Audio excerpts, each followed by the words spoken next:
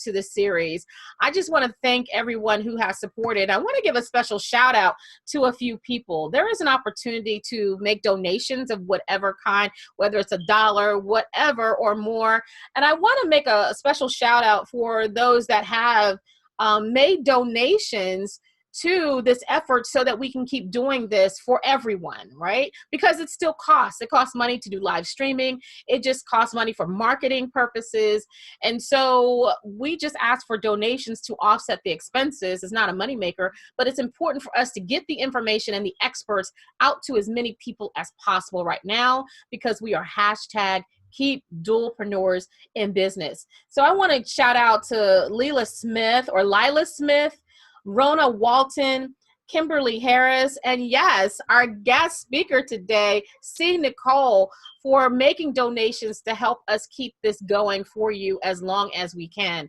So I wanted to thank you so much for your donations. If you'd like to make a donation in any of the evites or invites that you get, there is a way to make a donation. Any amount is better than zero. That's all I can tell you.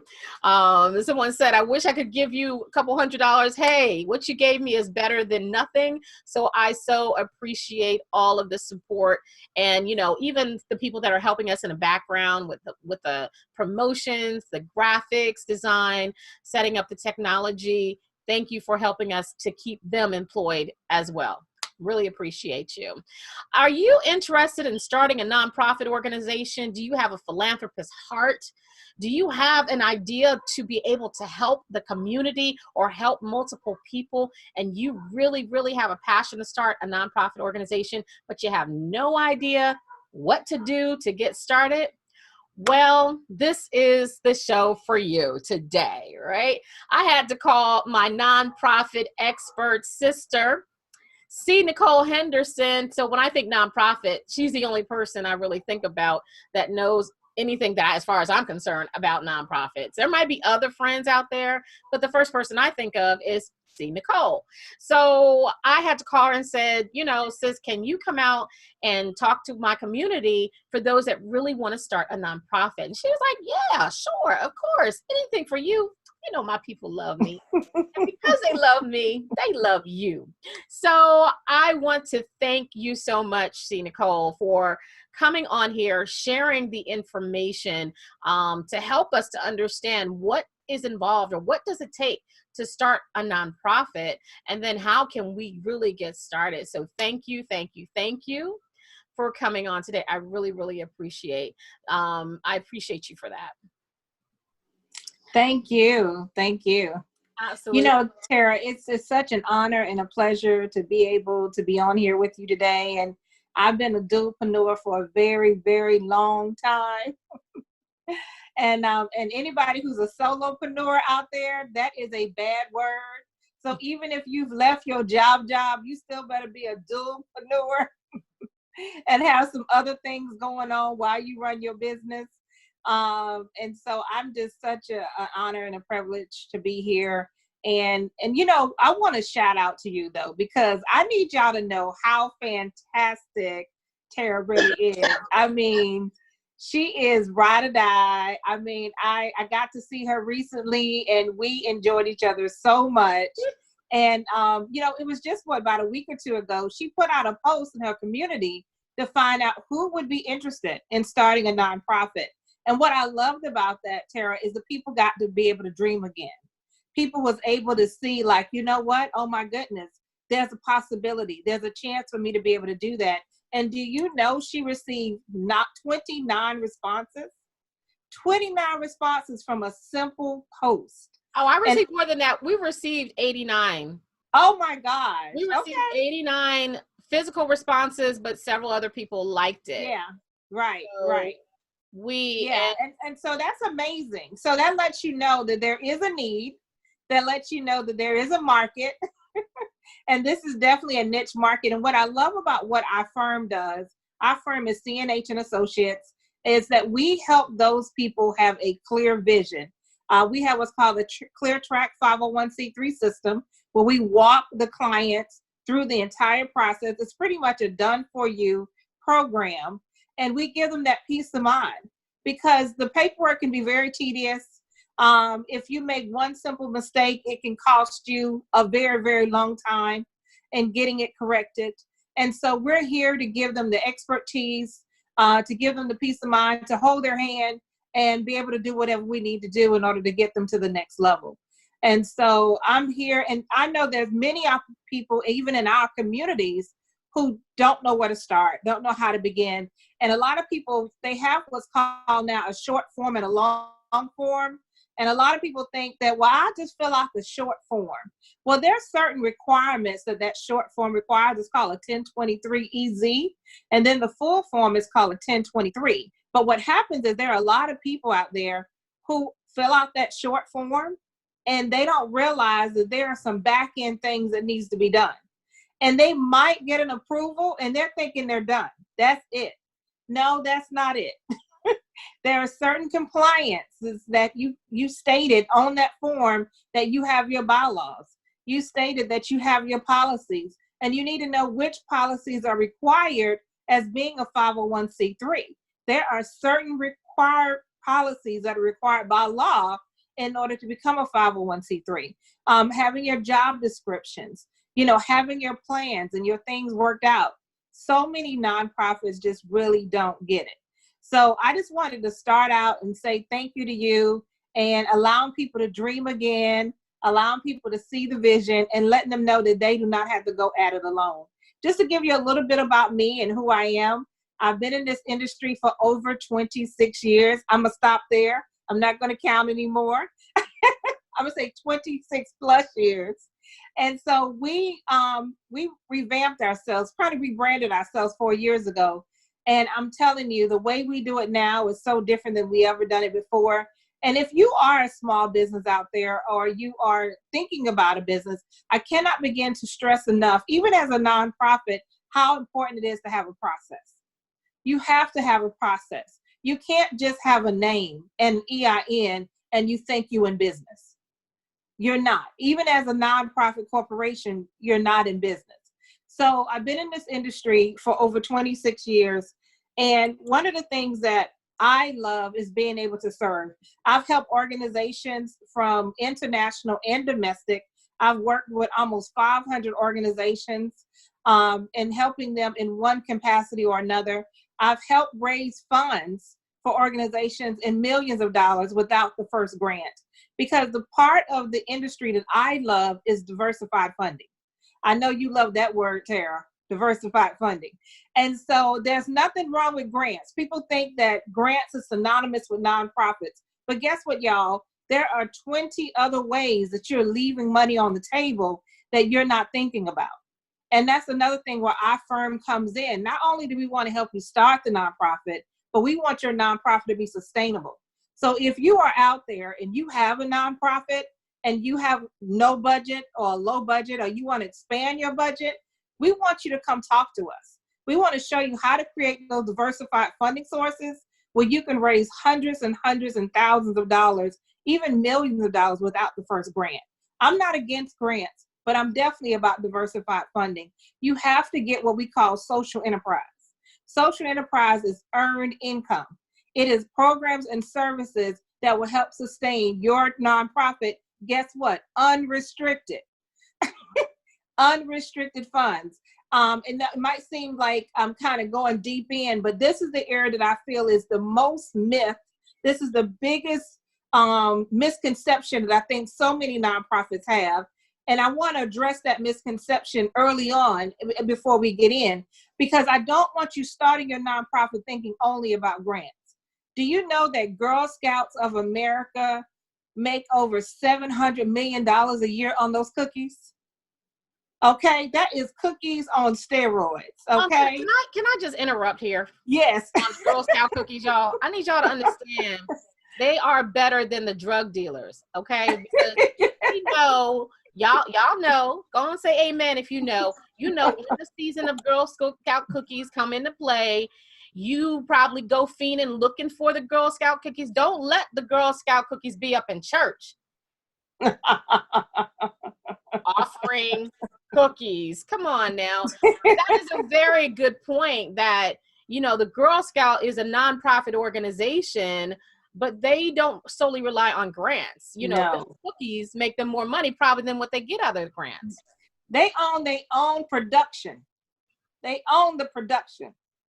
Because can't nobody make do-si-dos like, nobody make Thin Mints like Girl Scouts. Okay, I'm done. And they go up in price with inflation. And guess what, y'all? Because it's directly related to their mission, it is tax deductible and it's tax exempt. Well, I should say it's tax exempt. I don't know if anybody taking deductions on cookies, but wait, hold up. If I buy enough cookies, that's a donation. It could be, yes, it could. Just people don't usually take it. Yeah. Watch me, okay. Let me say, do you remember the Oscars when they had when Chris Rock hosted the Oscars and his daughter, Girl Scout troop, came? Do you know they raised, I think it was either $63,000 or $93,000. You better believe that was some write-offs. Okay, that they raised the cookies. So those donations went to the Girl Scout Foundation, and those did literally become write-offs. And so we have to understand we're not just doing this thing in Atlanta. I have clients in over 43 states around the country. We have a 100% success approval rating. And so that means that every person we turned in, we've gotten 100% of people approved. And so we pretty much kind of know what we're doing here. And we would love for you guys to be a part of that and letting us give you that professional consulting and coaching that you would need. I am a sought out speaker. So anytime, if any of you all ever want me to come speak, now I have to say virtually or in person once we get past the sheltering in place, to be able to just share the opportunity with you, to be able to expand your church or your organization or your ministry or your philanthropy efforts, because it doesn't have to be a ministry. There are so many different reasons of why somebody have a tax exempt, and I'm going to get into that in a little bit. But one of the things I want to talk about is when you have a burning desire and you have a mission or something you really want to do in life, maybe you experienced some things. Maybe you might have been homeless. Maybe you might have had some setbacks in life. Maybe you dealt with cancer or things like that. I have people who start organizations for so many different reasons. You know, it could be for domestic violence. It could be re-entry programs of helping people get back on their feet coming out of prisons, foster care programs, clean water. Even the NFL, you guys, the NFL, they still do have a nonprofit function. And so people don't realize that amateur sporting, you can have all the amateur sports, your AAU, those are nonprofit organizations. Those are nonprofit organizations. Anything that you're going to do to even help the burden of government, you know, let's say you want to help the homeless or you want to help children against the cruelty of animals, all these things fall under reasons of how you can, that we call tax exempt purposes, where you can create a 501c3. Now, you can become a domestic or foreign nonprofit without becoming a 501c3. But that determination letter is the one that opens the opportunity for you to get funding and for people to take deduction. They cannot take a deduction unless you are a church. If you are a church, you are not required to file a 501c3. There is a separation between church and state, and the burden is on the parishioner, the member, if their organization is a church. And so the church you can take that tax deduction from the church. Now, there are a lot of churches that are going out and starting 501c3s. I don't recommend it. I recommend that they do not do that. I recommend. Why is that? Why do you recommend that churches do not start 501c3s? Because they're already exempt. They're already exempt based upon there is a document called Churches and Religious Organizations that is put out by the IRS. And what happens is you can file the 501c3, but they don't require you to do your 990 annual filings. But anytime that you apply for something that's government, you're opening up your books and your church to other things that's government.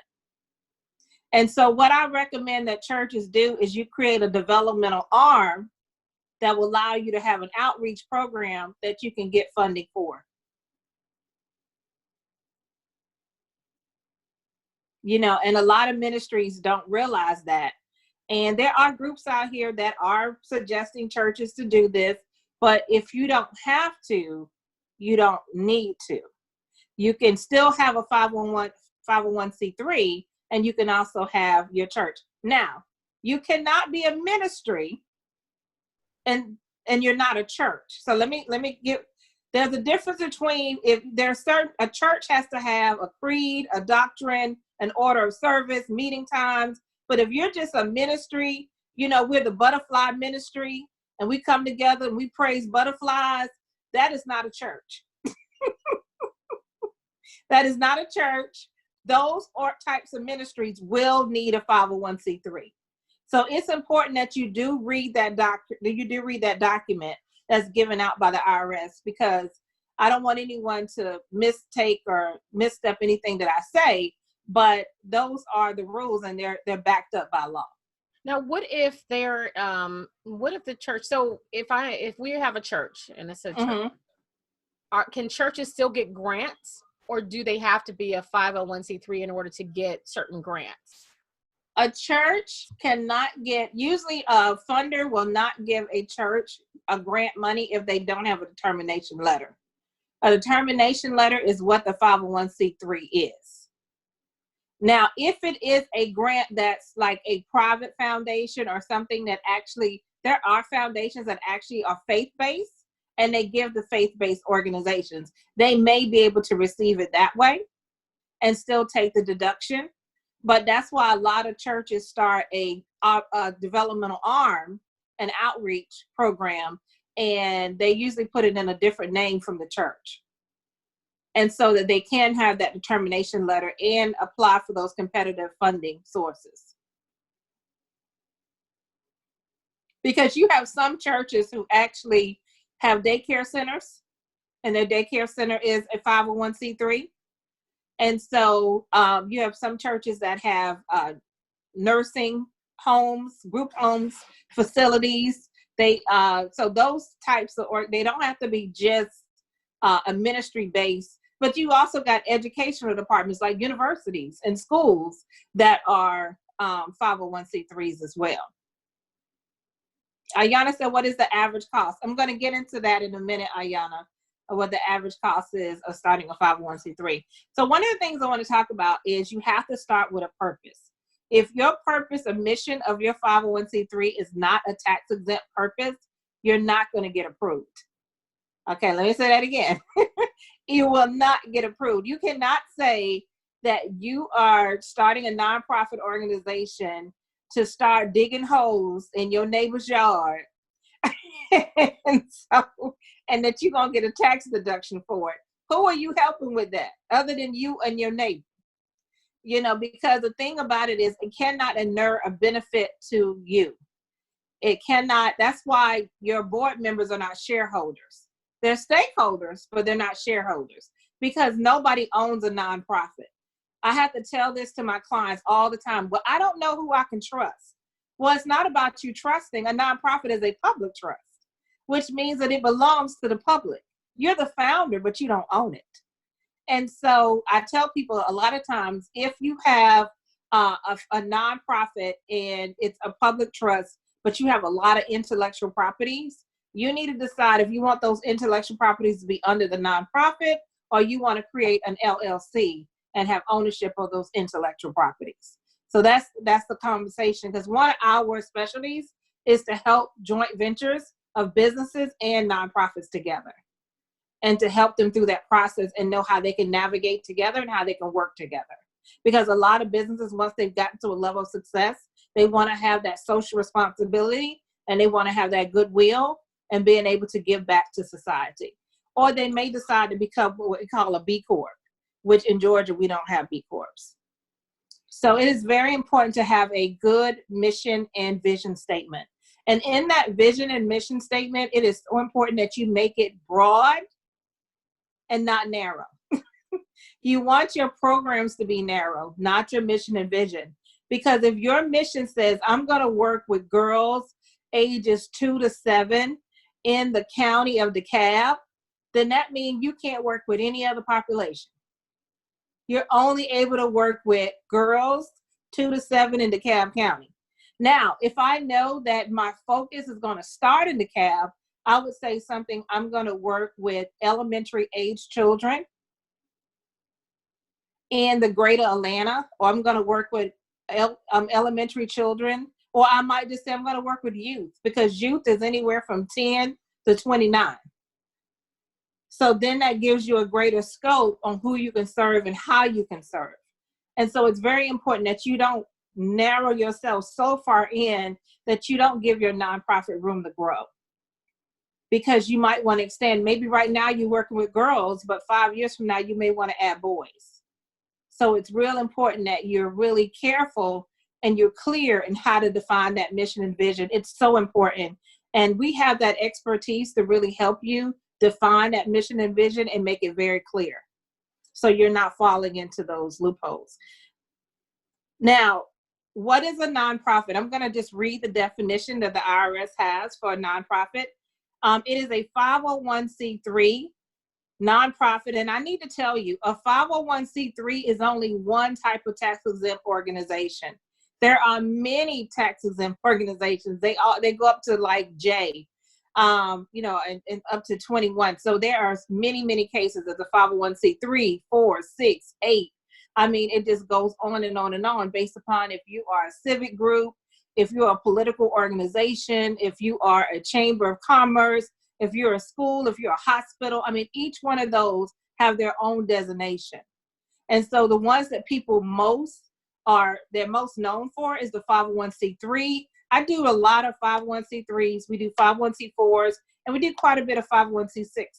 And those are some of your chamber organizations and your civic groups and those types of things. And a C4 is a political organization. Let's say you want to get heavy in lobbying, you want to get heavy in politics, because you're very limited in lobbying as a 501c3. No more than, I think it's 20% of your budget can go to lobbying as a 501c3, or you risk losing your status, and you don't want to do that. And you cannot endorse a political candidate with either one of them. You cannot endorse a political candidate, or you can risk losing your status as well. And so, as I was saying earlier, a charitable purpose is religious, charitable, scientific, testing for public safety, literary, educational purposes, to foster national and international amateur sports competition, as well as the relief of the poor, the distress of the underprivileged, advancement of religion, advancement of education and science, the erection or maintenance of public buildings, monuments, and museums. Now, I want to talk a minute about museums. Now, Tara, when you think about museums, do you think about museums as being a nonprofit organization? No, I thought most of them are for profit. Well, there are some museums that are, they're probably all nonprofit. So let me say this: their fee, that's an earned income. You pay to get into the museum. So you pay to get into the museum because you're going to learn about history and culture and those types of things. But what about the gift store? So this is a little nugget, and I'm going a little deeper, but we're not going to go too deep. When you have a nonprofit, there's an indirect and there's a direct purpose to your mission. And so in order to not be taxable, it has to be directly related. If it's not directly related, then you can be taxed for that activity. So you're in the gift store. Is it a bad idea that the museum have a gift store that they can raise money for their museum, even though they may be taxed for it? So let me ask you about the cup. The cup that you're drinking that got Van Gogh on it, is that taxable or non-taxable? Non-taxable? It's non-taxable because it's an education artifact. Oh. Yes. is directly related to the mission. Now the chips and the cookies and all that and the food and the restaurant, yeah, those are taxable. But you understand, you see where I'm going with that? But if you got workers in there who came from a population that you serve, now it goes to being not taxable again. And so there's just so many things that people don't think about when they think about a 501c3 organization. Y'all, this is big business. Nonprofit organizations was created for the wealthy.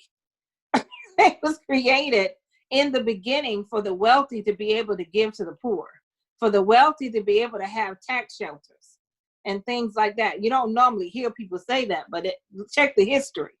And so there are millions and millions of 501c3 organizations around the country. But guess what? Every month, the IRS puts out a bulletin of people who get automatically revoked. You know why? Because they're not compliant. They're not filing their 990s, which our 990s is equivalent to a 1040 of our personal taxes. They're not filing that. If you go 3 years consecutively without filing, you're automatically revoked. And all that status that you worked so hard to get, you lose it. And you have to reapply and start over. And so many nonprofits, all they had to do was turn in a postcard and they could have kept their status. So if you are listening to this and you have a 501c3 and you don't know if you're compliant, I highly suggest that you contact our firm and let us assist you with that, because I would not like to see you lose your status. So let's talk about the steps to becoming a 501c3. For those of you who want to become, I have 8 steps here of becoming a 501c3. Also in our Clear Track checklist, we have what's called before, during, meantime, and after in the process. So the before is we get on the phone, we talk, we set up an assessment date, you pay your deposit or your full amount, and then we go ahead and we do your assessment. The during is what we have to do to set your nonprofit up. And the meantime are activities that we give you to do in order to be working on your nonprofit while we're working alongside for you, like making relationships, volunteering your services, defining what your programs and services are going to look like. What is your curriculum going to look like? Have you done any research on the topic that you want to serve in? Are there any state certifications or requirements of what you're doing with that?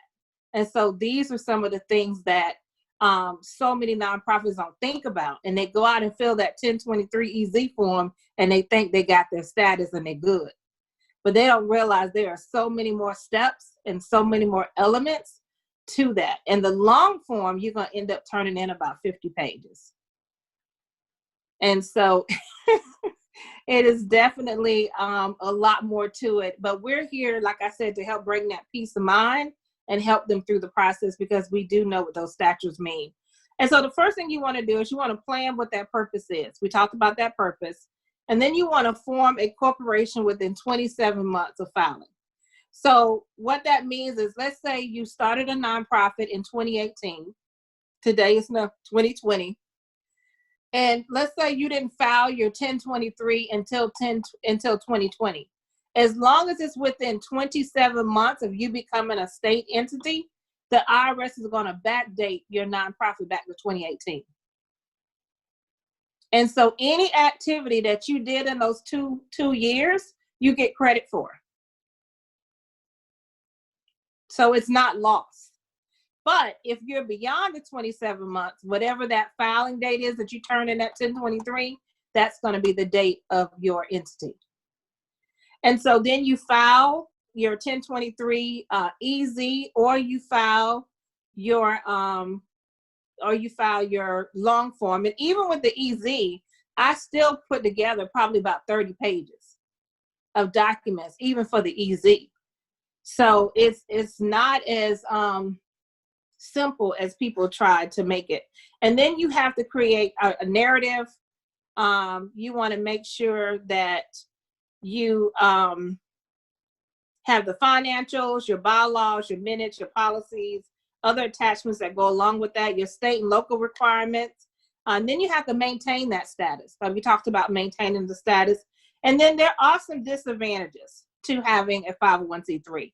One of them is you're limited to tax exempt purposes. But if that's your purpose, that's not a disadvantage. That's actually an advantage to be limited to that. No unduly personal benefit, no profit sharing. You can't be like, okay, we got a check for $1,000. I'm gonna take 80.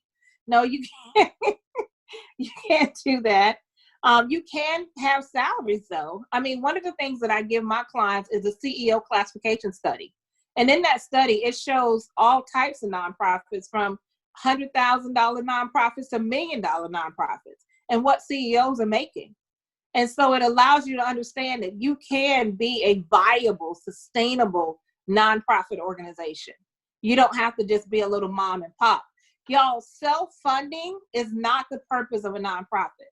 If you are self-funding, then you are acting as a private foundation.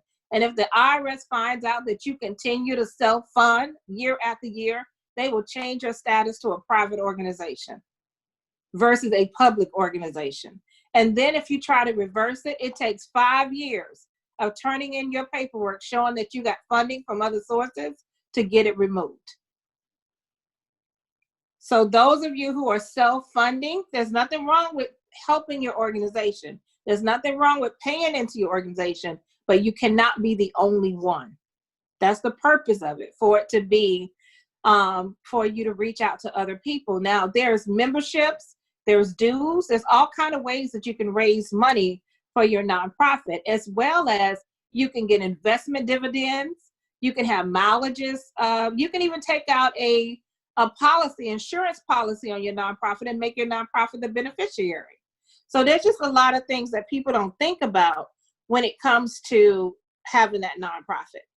The other disadvantage is the political candidate endorsement. We talked about that, and assets have to be donated to another 501c3 if you dissolve. So you can't just dissolve and say, okay, we're going to keep this money. No, you got to give it to another 501c3. But the advantages of having a 501c3 is the investment income that you can receive, the charitable contributions, volunteers. You know how many nonprofits have 100% volunteers? They pay no employee taxes, no labor taxes. All their people are volunteers. And then you get to reap, your nonprofit get to reap the benefits of those services. Federal and state tax exemption. In some states, like Florida and other places, they actually have a state exemption. Georgia does not, unfortunately. There are some grocery stores and things like that that will exempt your taxes, and hotels, but a lot of times that's based upon the entity. It's not a state law. Perpetual existence. That means that your nonprofit can outlive you. Susie B. Coleman left here a long time ago. And so the founders of the Red Cross, the Goodwill, whatever your nonprofit is, it can outlive you. It has perpetual existence. Social good, to be able to have that social responsibility, to be able to put your nonprofit in the honor of a loved one. Many times somebody may have lost a family member and they want to honor them through that. And then we have to be careful that you don't get in that IRS sensitive third pile. And that's what I call that 12-month review. When you went out of the loan, you did it wrong, and it's just sitting on somebody's desk. And they're going to get to you when they get to you. You do not want to file in that category, especially during these times when, they're very busy. They're going to get to you when they get to you. So I know we had a couple of people who asked some questions.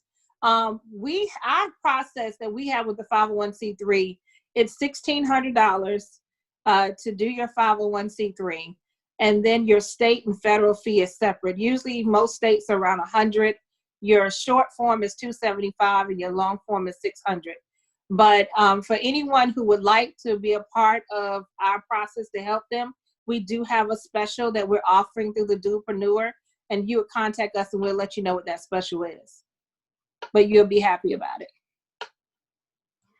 Awesome. Thank you so much for those tips, and especially what's necessary to start the nonprofit. And you gave some great information as far as the good, the bad, and the ugly, and the beautiful with it. I think the best thing, like you said, with as far as I'm concerned, is the diversification of funding. that you don't just have to get grants, right? A lot of people say, I want to be a nonprofit so I can get a grant. Well, there's more to just getting grants. What if you don't get grants? So, and thank you for bringing up my favorite nonprofit, the Girl Scouts. I've never been a part of the Girl Scouts, but I was a Girl Scout and a Brownie. I chase after them chicks. Promise you, it's spring. It's Girl Scout cookie time. Look, I'm quarantined. I don't matter. I'll buy online. I'll cash app, whatever. I know, right? So what that lesson is, start your nonprofit and start selling some cookies. Yeah, whatever. Start selling something. Right, exactly. I mean, they don't realize T-shirts, books, all these things are things you can actually, and you're not selling them. You're taking what's called a donation. So what became a price point is now a donation. And so if you go to like World Health Organization and different places like that, they got goats out there. They literally got $1 on goats. Like, you pay $1,200 to get this goat. You pay $200 to get this cow. I mean, seriously, they have a denomination number on, how much it costs to feed a family of 4, different things like that. And you had to create a campaign, guys. I can't even begin to tell you. It's just, we can go on and on and on and on and on. But you can't just go out and say, I'm starting a fundraiser tomorrow, and there's no campaign, there's no logic, there's nothing for people to tie into. It's not organized. Nobody knows when it begins. They don't know when it ends. There's no, you're not sharing your story. It's just so many things. And then you got a shoestring board. Your board is you, your cousin, and your mama. I mean, y'all, listen.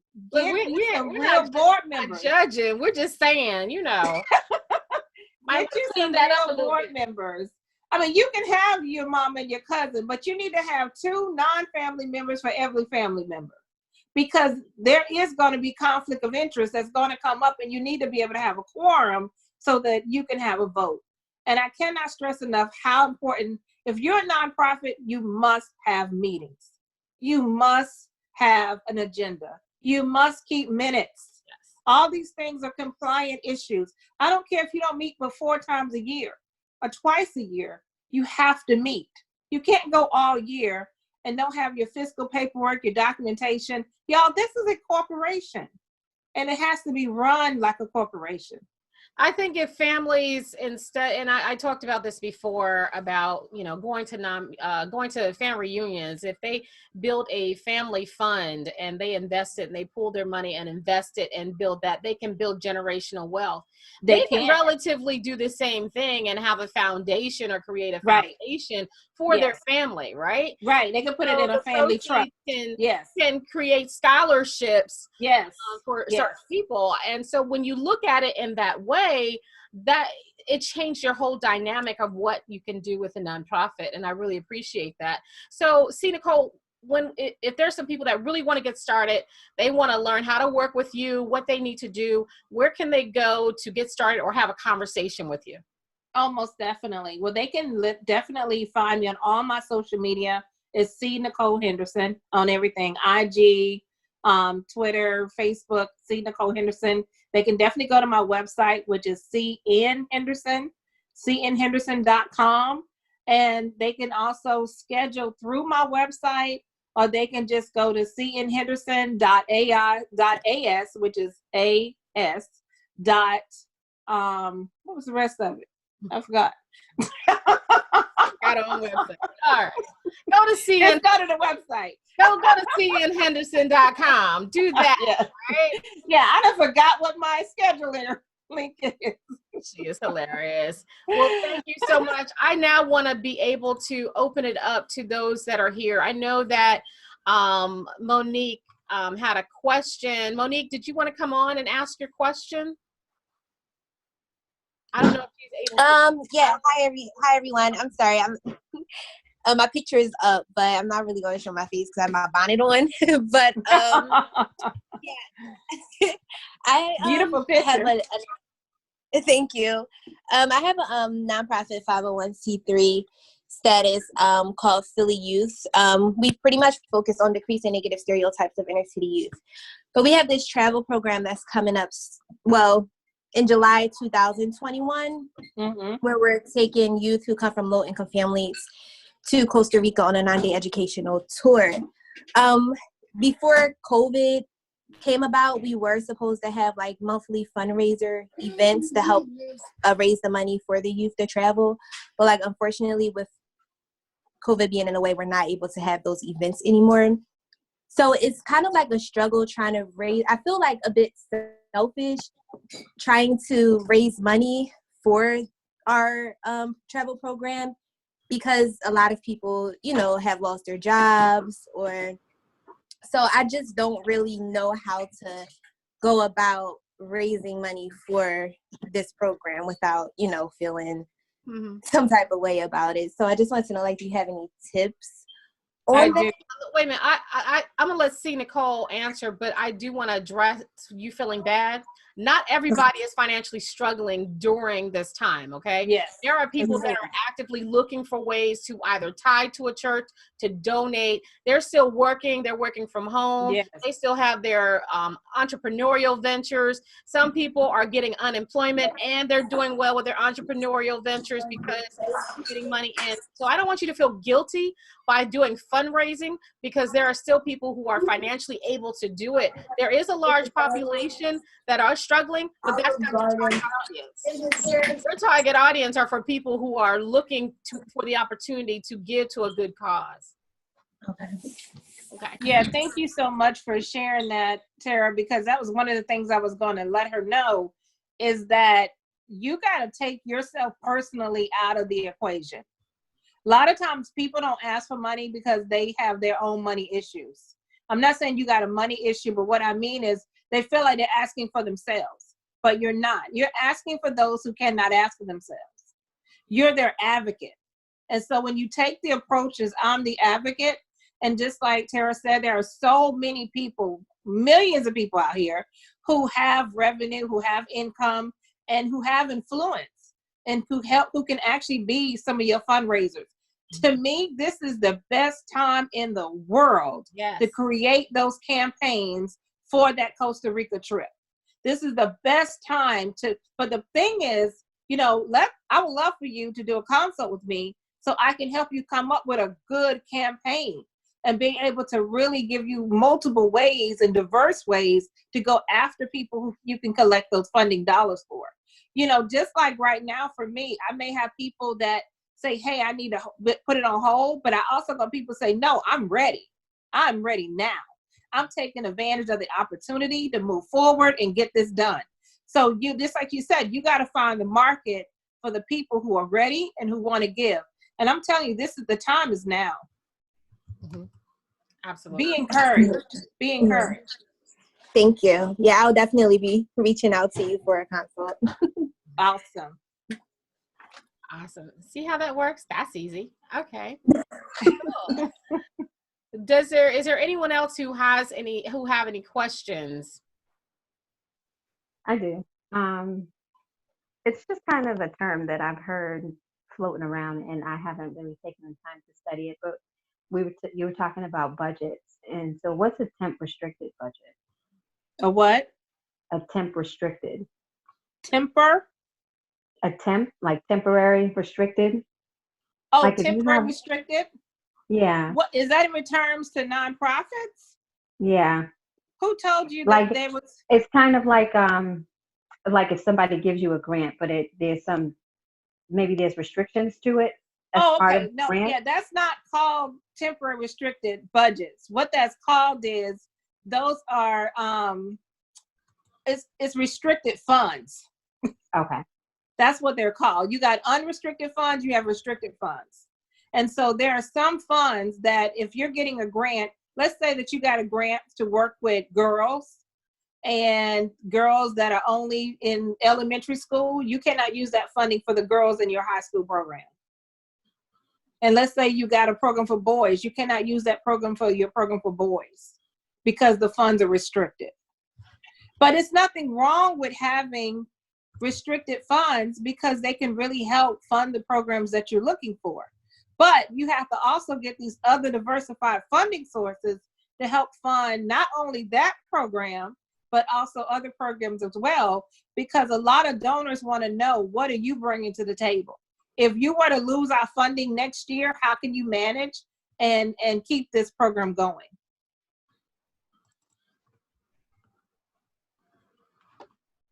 Did I ask your question, Ayana?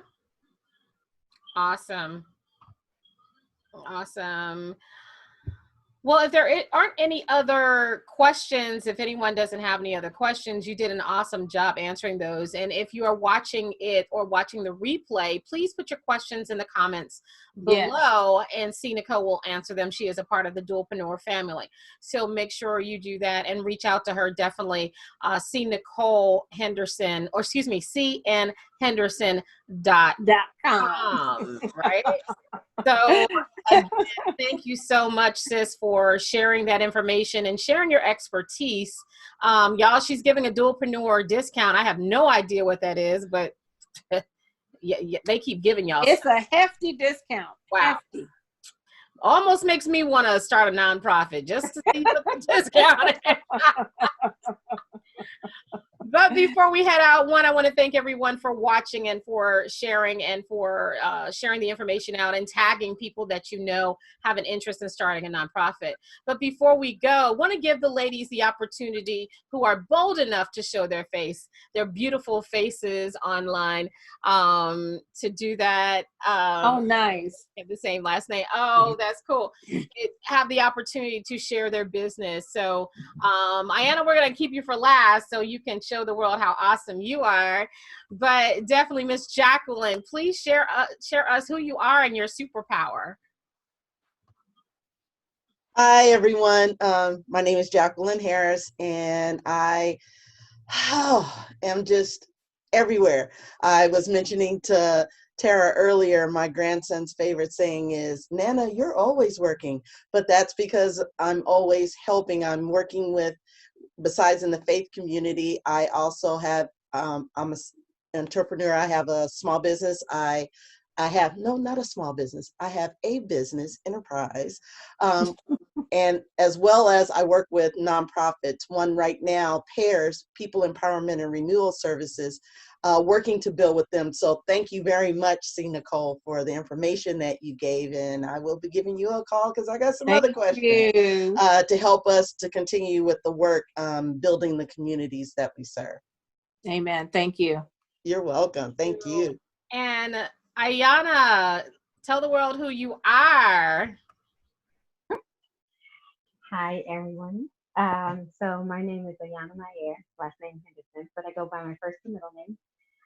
My business is the Capacity Coach, and I run a tribe for women, and there's two parts to it. The first part is when she shows up, and it's about women really taking ownership of who they are and what they bring to the table. And the second part of that is when she leaves, and that's about finding her lead her ship. I'm so excited about that.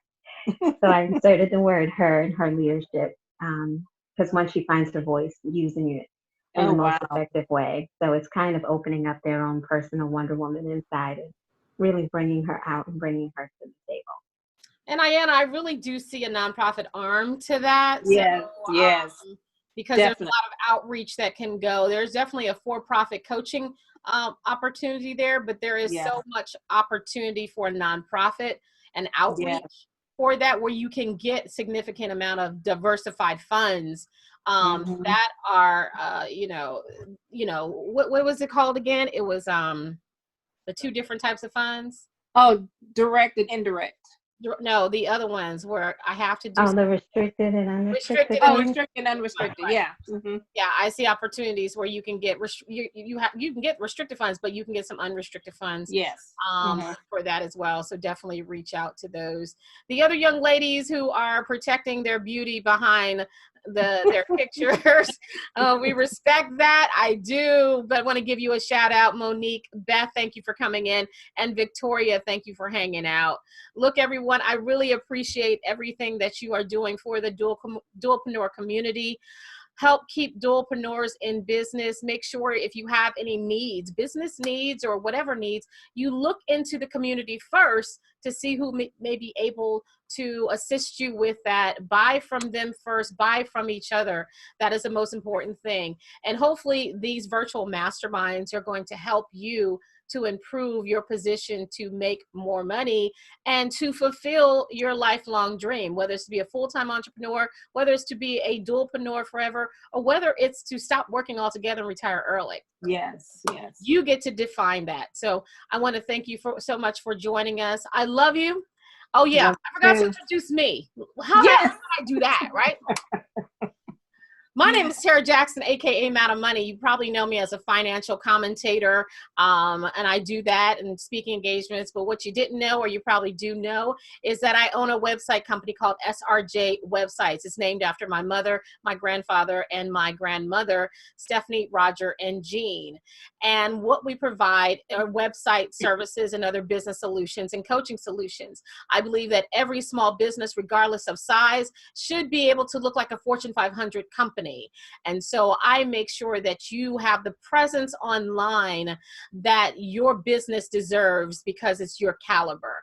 And so I look forward to serving you. If you need a website, you need one designed, developed, redesigned, or you need maintenance of a WordPress, I would love to be able to serve you. If you'd like to have a conversation about that, you can go to my website, srjwebsites.com. Scroll all the way down to the bottom, and you can schedule consultation. It's a great conversation, no cost for you. Looking forward to reaching out to you now. I love you, and there's nothing you can do about it. And don't forget, everyone, come on, Ayana, wash them hands. We'll see you next time. Thank you so much. Thank you.